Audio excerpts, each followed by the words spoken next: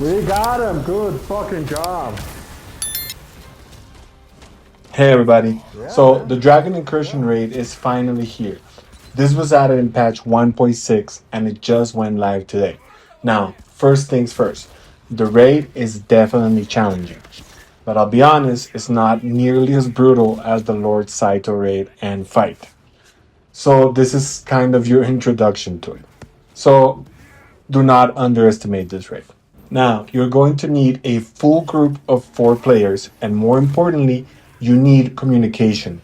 A microphone is not optional here. This is one of those raids where if you can't talk to your team, things are going to fall apart very quickly.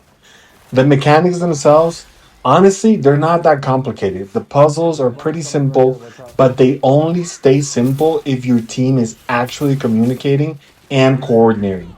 Now, one thing I do want to point out, if you die during the raid, don't panic. There are checkpoints, so you won't have to start all the way over. This makes learning the mechanics a lot less punishing. Now, before you even jump in, make sure you're prepared. You should be at least level 110, and ideally, you want all your gear as close to S rating as possible. This is not the place to be under geared. Also, be ready to die a lot. And of course, be ready to revive your teammates a lot. Because in this raid, staying alive is way more important than pumping out damage, All right, especially man. during the boss fight. Alright, so let's talk about the dragon boss fight because this is where things really get intense. This fight has about 3 phases as far as I saw. So, right off the bat, phase 1, you're going to notice a lot of chaos. There's going to be Bohemia style mortar fire coming down constantly, along with waves of ads. Your priority here is simple: focus the ads first, burn them down as quickly as possible, and only then switch your attention to the boss. If you ignore the ads, you're going to get overwhelmed fast.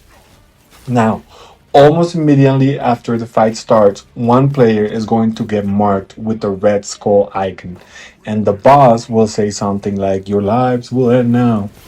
The player is going to start pooping out red damage zones, basically bombs that follow them. If that's you, your job is to run around in a wide circle around the outer edge of the arena. Do not run through your team. The rest of the squad should stay closer to the middle where it's relatively safe. If everyone spreads the bombs everywhere, the arena becomes unplayable. Also, throughout this phase, the boss will occasionally focus individual players. If you're targeted, just survive. Dodge, run, do whatever you need to do here. And a quick tip here: jumping away sometimes is actually faster and safer than rolling. So keep that in mind.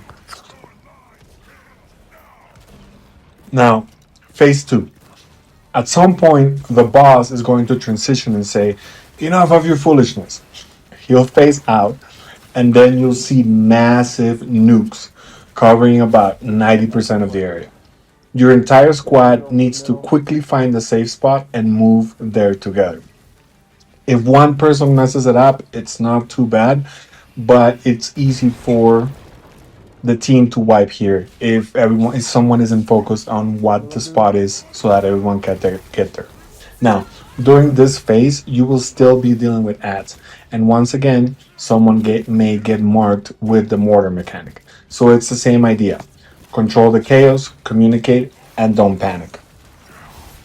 Now, phase 3 is where things really ramp up. The boss will yell again, "Your life ends now," and the giant nukes will return. But this time, there is no safe zone. Instead, your team has to create one. You'll need to pick one of the nukes and burn it down together to open up a safe area. This requires Now everyone ready to go, coordination dudes? and What's up? fast damage.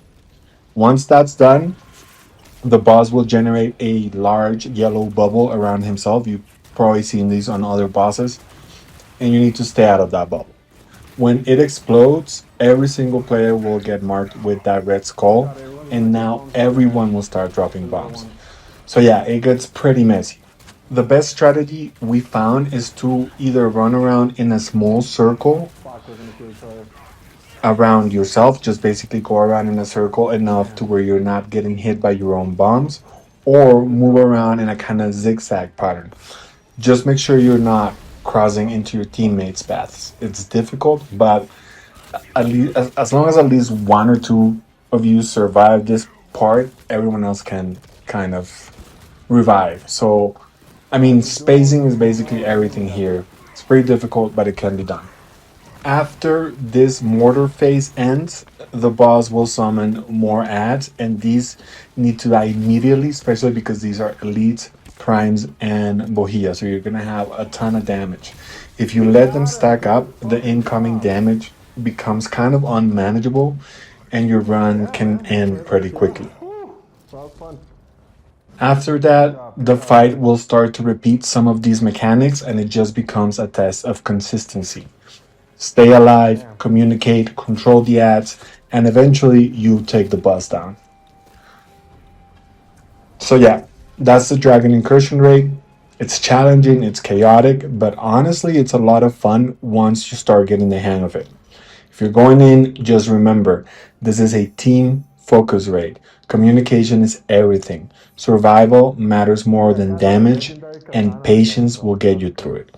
Good luck out there. Now, that is it for this video. If you enjoyed the content and you want to support the channel, there are a few simple ways to help out. First, share this video with a friend or someone who you think would enjoy it. Second, hit that subscribe button so you don't miss what's coming next. And third, if you'd like to go the extra mile, you can support me directly by visiting buymeacoffee.com/allbashgaming.